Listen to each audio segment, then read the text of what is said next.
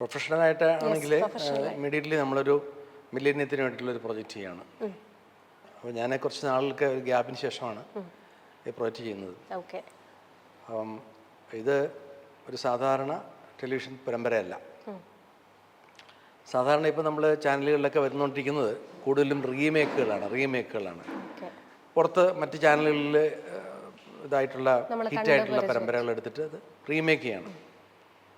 അപ്പോൾ അതിനകത്ത് നമ്മൾ മലയാളത്തിൽ ചെയ്യുമ്പോൾ അതിനകത്തൊരു ക്രിയേറ്റിവിറ്റിയുടെ ഒരംശം വരുന്നില്ല. അതൊരു റീമേക്ക് എന്ന് പറയുമ്പോൾ അറിയാമല്ലോ. അതല്ലാതെ ഉള്ളൊരു പ്രോജക്റ്റാണ് ഞാൻ ചെയ്യുന്നത്. അങ്ങനെയുള്ള പ്രോജക്റ്റുകൾ ഞാൻ ചെയ്തിട്ടുള്ളൂ ഇതുവരെ. അപ്പോൾ അതിന് പറ്റുന്നൊരു സ്റ്റോറി, വളരെ ഡിഫറെൻ്റ് ആയിട്ടുള്ള സ്റ്റോറി. സാധാരണ ഫാമിലി സ്റ്റോറി തന്നെ, പക്ഷേ ഫാമിലിയുടെ കൂടുതൽ അല്പം ഫാൻറ്റസി കൂടെ ഉണ്ട്. ഒരു കൊച്ചുകുട്ടിയുടെ പെർസ്പെക്റ്റീവിലുള്ള അവളുടെ ഒരു ജീവിതയാത്രയുടെ ആയി ബന്ധപ്പെട്ട ഒരു ഫാമിലി സ്റ്റോറിയാണ്. അപ്പോൾ അത് അങ്ങനൊരു സബ്ജക്റ്റ് വരികയും, അത് എൻ്റെ സബ്ജക്റ്റാണ്. ആ ചാനലിനും അതിന് വളരെയേറെ താല്പര്യം അതിനകത്ത് എടുക്കുകയും, സൂര്യ ടി വിയിലാണ്. മില്ലേനിയം പിന്നെ സജി അത് വളരെ താല്പര്യത്തോടുകൂടി അത് പ്രൊഡ്യൂസ് ചെയ്യാൻ വരും. അപ്പോൾ എല്ലാ രീതിയിലും ഒരു സാധ്യതകളുള്ള പ്രേക്ഷകർ സ്വീകരിച്ചേക്കാം. കാരണം വെച്ചാൽ ക്ലീഷേ ഇതിൽ നിന്ന് മാറിയിട്ട് സാധാരണ ഒരു റൊട്ടീൻ വ്യൂവർഷിപ്പിൽ നിന്ന് മാറിയിട്ട് ഉള്ള ഒരു സീരിയൽ. അത്തരം സീരിയലുകൾ ഞാൻ നേരത്തെ ചെയ്തിട്ടുണ്ട്. അപ്പോൾ അതിലേക്ക് വീണ്ടും നമ്മൾ വരുന്നു. പ്രേക്ഷകർ തീർച്ചയായിട്ടും അത് അക്സെപ്റ്റ് ചെയ്യും എന്നാണ് എൻ്റെ വിശ്വാസം. ഓക്കെ, അപ്പോൾ സ്റ്റോറി ഡയറക്ഷനൊക്കെ സാറിൻ്റെ ഭാഗത്ത് നിന്ന് സാധാരണത്തിൽ നമ്മളിപ്പം ഒരു സ്റ്റോറി അല്ലെങ്കിൽ ഒരു ഡയറക്ഷനിലേക്ക് എത്തുകയാണെങ്കിൽ ചില സിനിമയിലും ചില സീരിയലിലും ഒക്കെ നമ്മൾ എടുക്കുകയാണെങ്കിൽ അത് രണ്ട് പേര് ആ ഒരു റോള് വഹിക്കാറുണ്ട്. പക്ഷേ സാറിൻ്റെ കേസിൽ സ്റ്റോറിയും ഡയറക്ഷനും ഒക്കെ ഒരേ വ്യക്തി തന്നെ ചെയ്തുകൊണ്ടിരിക്കുമ്പോൾ ആ ഒരു സ്റ്റോറി നമ്മൾ തന്നെ ഉൾക്കൊണ്ട് നമ്മൾ തന്നെയാണ് അത് ഡയറക്ഷൻ മോഡിലേക്ക് എത്തിക്കുന്നത്. ആ ഒരു നമ്മുടെ വെളിച്ചത്തിലേക്ക് എത്തിക്കുന്നത് നമ്മുടെ തന്നെ ഓൺ കോൺസെപ്റ്റ് തന്നെയാണ്. അപ്പോൾ സ്റ്റോറി ഒരാളും ഡയറക്ഷൻ ഒരാളും എന്നതിൽ നിന്ന് ഒരു വ്യക്തി തന്നെ സ്റ്റോറി ആൻഡ് ഡയറക്ഷൻ എന്നതിലേക്ക് എത്തുമ്പോൾ എങ്ങനെയാണ് അതിൻ്റെ ഒരു വ്യത്യാസം? അതിനകത്ത് അത് ഈ ഒരു സ്റ്റോറി തന്നെ ഞാൻ പണ്ട് ഇതുപോലെ ഇരുന്നുകൊണ്ട് ഞാൻ പത്മരാജനെ ഇൻ്റർവ്യൂ ചെയ്തിരുന്നു, ദൂരദർശന് വേണ്ടിയിട്ട്. അപ്പോൾ അന്ന് പത്മരാജനോട് ഞാൻ ചോദിച്ചൊരു ചോദ്യം, അദ്ദേഹത്തിൻ്റെ കഥ സിനിമയാകുന്നു.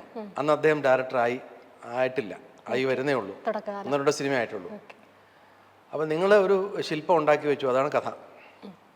ആ ശില്പത്തെ നിങ്ങൾ സിനിമയാക്കുമ്പോൾ നിങ്ങളുടെ പല കഥകളും എടുത്തിട്ട് അത് സിനിമയാക്കിയപ്പോൾ അതിൽ നിന്ന് കഥയിൽ നിന്ന് ഒരുപാട് മാറിയിട്ടുണ്ടല്ലോ. നിങ്ങൾ പലപ്പോഴും ക്ഷുഭിതനാകുന്നതും ഞാൻ കണ്ടിട്ടുണ്ട്.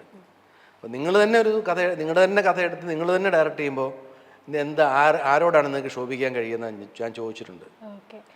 അപ്പം പുള്ളി പറഞ്ഞു, ഞാനിപ്പോൾ വളരെ പശ്ചാത്താപ വിവശനാണ്. കാരണം എൻ്റെ പല കഥകളും പല ഡയറക്ടർമാർ സിനിമയാക്കിയിട്ടുള്ളൂ. അപ്പോൾ അതിലെ മാറ്റങ്ങൾ കണ്ടിട്ട് ഞാൻ അസ്വസ്ഥനായിട്ടുണ്ട്. പക്ഷെ ഞാൻ തന്നെ സിനിമ എടുക്കുമ്പോഴാണ് എനിക്ക് മനസ്സിലായത് ഇത് മാറ്റങ്ങൾ വരുത്തിയേ പറ്റൂ. കാരണം ഇതൊരു വിഷ്വൽ മീഡിയയാണ്, വിഷ്വൽ ടെല്ലിംഗ് ആണ്.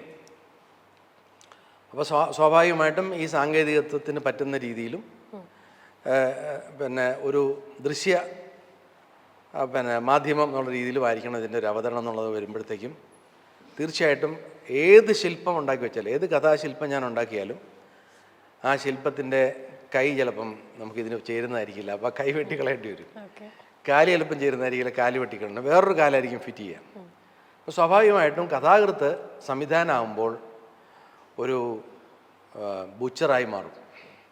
ആ ശില്പത്തെ തകർത്ത് വേറൊരു ശില്പത്തെ ഉണ്ടാക്കിയെടുക്കേണ്ടി വരും എന്നുള്ളതാണ്. അതാണ് അദ്ദേഹം ആചാര്യ സ്ഥാനത്തിരിക്കുന്ന ഒരാളാണല്ലോ പത്മരാജൻ. അത് സത്യത്തിൽ വളരെ ശരിയാണ്. പക്ഷേ നമ്മൾ കഥ എഴുതുന്നത് സിനിമയ്ക്ക് വേണ്ടിയാകുമ്പോൾ, ഇപ്പം എൻ്റെ ഒരു നോവലോ ഒരു കഥയോ സിനിമയാക്കുമ്പോഴത്തെ കാര്യമല്ലത്. കഥ എഴുതുന്നത് തന്നെ ദൃശ്യ മാധ്യമത്തിന് വേണ്ടിയാവുമ്പോൾ ഇത് സംഭവിക്കുന്നില്ല. കാരണം നമ്മൾ ആ ദൃശ്യമാധ്യമത്തിന് വേണ്ടി മാത്രമായിട്ടാണ് നമ്മൾ കഥ എഴുതുന്നത്. അപ്പോൾ കഥാപാത്രങ്ങൾ ഉണ്ടാക്കുന്നതും അതിൻ്റെ വിഷ്വലൈസേഷനും ഇൻഷുറൻസും എല്ലാം വിഷ്വലൈസ് ചെയ്യാൻ വേണ്ടിയായിരിക്കും. അപ്പം തീർച്ചയായിട്ടും നമ്മൾ ദൃശ്യമാധ്യമ രംഗത്ത് പ്രവർത്തിക്കുന്ന ഒരാൾ സിനിമ ചെയ്യുമ്പോൾ, കഥ എഴുതുമ്പോൾ തീർച്ചയായിട്ടും അത് സിനിമയ്ക്ക് വേണ്ടിയോ സീരിയലിന് വേണ്ടിയോ തന്നെയായിരിക്കും. അപ്പോൾ അത് വളരെ അതിൻ്റെ ഒരു ക്രാഫ്റ്റ് നമുക്ക് അറിഞ്ഞിരുന്നത് വളരെ എളുപ്പമാണ് ആ കാര്യം. സാറിലേക്ക് എത്തുകയാണെങ്കിൽ ആക്ച്വലി സാറിൻ്റെ പ്രൊഫഷൻ തന്നെ ആരംഭിച്ചത് ആസ് എ ജേർണലിസ്റ്റ് ആയിട്ട് തുടങ്ങി ഇന്ന് ഒരുപാട് സീരിയൽ സിനിമകളിലൂടെ ഒക്കെ പോയിക്കൊണ്ടിരിക്കുകയാണ് ഒരു പ്രൊഫഷണൽ ലൈഫ് എന്ന് പറയുന്നത്. ആക്ച്വലി എങ്ങനെയാണ് ഒരു പ്രൊഫഷനിലേക്ക് എത്തിയത്? സിനിമ സീരിയൽ ആഗ്രഹിച്ചെത്തിയതാണോ അതോ എഴുത്ത് എന്നൊരു വലിയൊരു ഘടകത്തിലൂടെ എത്തിയതാണോ? ഞാൻ ബേസിക്കലി റൈറ്ററായിരുന്നു. വളരെ ചെറുപ്പത്തിൽ തന്നെ കവിതകളൊക്കെ എഴുതുക, കഥ എഴുതുക, അങ്ങനെയായിരുന്നു. അത് കഴിഞ്ഞ് ഒരു പ്രൊഫഷൻ വേണ്ടി വരുന്നു, നമ്മുടെ ഒരു എക്സിസ്റ്റൻസിന് എന്നൊരു സംഭവം ഉണ്ടല്ലോ ഒരു സ്റ്റേജിലെത്തുമ്പോൾ, പഠിത്തമൊക്കെ കഴിയുന്ന സമയമാകുമ്പോൾ. ആ സമയത്ത് ഞാൻ സെലക്ട് ചെയ്തത് ജേർണലിസമാണ്. കാരണം ലിറ്ററേച്ചറുമായി ചേർന്ന് നിൽക്കുന്ന അതാണല്ലോ ജേർണലിസം. അങ്ങനെ ഞാൻ പിന്നെ ബോംബെ ഫ്രീ പ്രസ് ജേർണലിലായിരുന്നു ഞാൻ എൻ്റെ കരിയർ സ്റ്റാർട്ട് ചെയ്തത്. തുടർന്ന് മലയാള മനോരമയിലേക്ക് വന്നു. മനോരമയിലെ എഡിറ്ററും കറസ്പോണ്ടൻറ്റും ഒക്കെ ആയിട്ട് വർക്ക് ചെയ്തു. അപ്പം പിന്നെ ഈ സാഹിത്യത്തിൽ നിന്നും ഈ അക്ഷര ലോകത്തു നിന്നും നമ്മൾ അകന്ന് നിൽക്കുന്നില്ല, വളരെ അടുത്ത് നിൽക്കുന്നു. അപ്പോൾ ഈ സിനിമയുമായിട്ടുള്ള ബന്ധവും അങ്ങനെ തന്നെയാണ് ഈ കൂടുതൽ വന്നത്. മനോരമയിലായിരിക്കുന്ന സമയത്ത് സിനിമയിലുള്ള എഴുത്തുകാരും സംവിധായകരും അപ്പം അങ്ങനെയുള്ളവരുമായിട്ടൊക്കെ നല്ല ബന്ധങ്ങളുണ്ടായി. സിനിമയുമായി കൂടുതൽ പഠിക്കാനുള്ള സാഹചര്യങ്ങളുണ്ടായി. തുടർന്ന് പിന്നെ ടെലിവിഷൻ അന്ന് വരുന്ന സമയമാണ്, ഒരു വലിയൊരു ബൂമിൻ്റെ സമയമാണ്. അതിൻ്റെ തുടക്കത്തിൽ തന്നെ നമ്മൾ അതിലേക്ക് ജമ്പ് ചെയ്തു. അപ്പോൾ നാച്ചുറലി ജേർണലിസമൊക്കെ കളഞ്ഞേച്ച് അങ്ങനെയായിരുന്നു എൻ്റെ തുടക്കം. അങ്ങനെയായിരുന്നു തുടങ്ങിയത്. ആക്ച്വലി നമ്മൾ ജേർണലിസം എന്ന് പറയുമ്പം കൂടുതലായിട്ടും ഒരു സാഹിത്യം എന്നതിനപ്പുറത്തേക്ക് ക്രിട്ടിക്കൽ മൈൻഡ് നമുക്ക് കൂടുതലായിരിക്കും, കുറച്ചുകൂടെ സർക്കസും റിലേറ്റഡ് ആയിട്ടുള്ള. ഓക്കെ, നമ്മൾ എത്രയോ വിമർശനാത്മകമായ സിനിമകൾ വന്നിരിക്കുന്നു. ജേർണലിസവുമായിട്ട് ബന്ധപ്പെട്ട് തന്നെ സിനിമകൾ വന്നിട്ടുണ്ട്, ഒരുപാട് സിനിമകൾ വന്നിട്ടുണ്ട്. അപ്പം വിമർശനം എവിടെയും ആകാം. ഇപ്പം ഇല്ലാത്തത് ജേർണലിസത്തിലാണ് വിമർശനം ഇല്ലാത്തത്. ജേർണലിസത്തിലാണ് കുറവ് വന്നുകൊണ്ടിരിക്കുന്നത്. ഓക്കെ, എല്ലാം കോംപ്രമൈസ് ആയല്ലോ, കുറച്ചുകൂടി കോംപ്രമൈസിലേക്ക് എത്തിക്കൊണ്ടിരിക്കുകയാണ് നമ്മുടെ മാധ്യമങ്ങളെല്ലാം തന്നെ.